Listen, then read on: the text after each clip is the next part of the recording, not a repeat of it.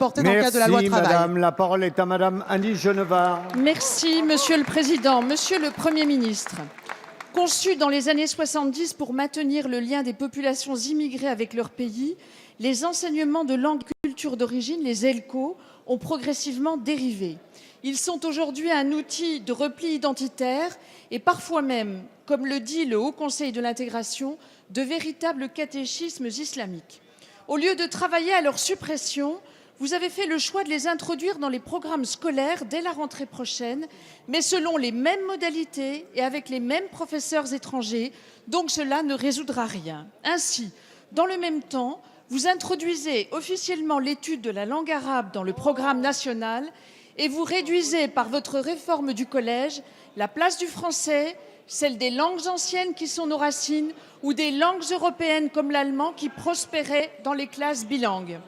Donc cela, à coup sûr, divisera les Français.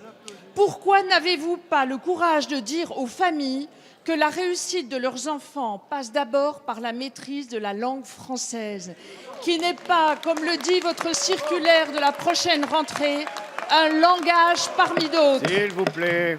Toutes les langues ont une égale dignité, mais le sujet n'est pas là. Monsieur le Premier ministre, vous le savez, la politique suppose des choix et des priorités. L'urgence commande que notre culture, pour être mieux partagée, s'affirme avec son mode de vie, son histoire et sa langue.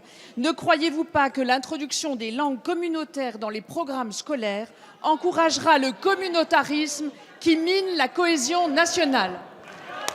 La parole est à madame Najat Vallaud-Belkacem, ministre de l'Éducation nationale, de l'Enseignement supérieur et de la Recherche.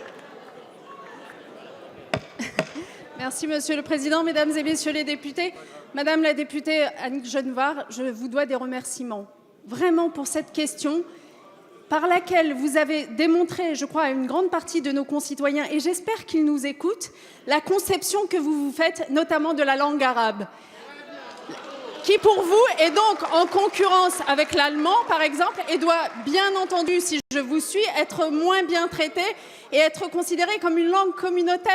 Ah, mais nous ne serons jamais d'accord, Madame la députée. Moi, j'estime que dans notre pays, s'il y a bien une chose à faire, c'est diversifier les langues que les élèves apprennent à l'école, car toutes ces langues ont leur légitimité et leur intérêt. Et c'est la raison pour laquelle, dans la stratégie pour les langues vivantes que je développe à l'école, je fais en sorte qu'au-delà de l'anglais, nos élèves puissent avoir accès véritablement à de l'allemand, à de l'espagnol, à de l'italien, mais aussi à de l'arabe et à du chinois, et j'en suis fière.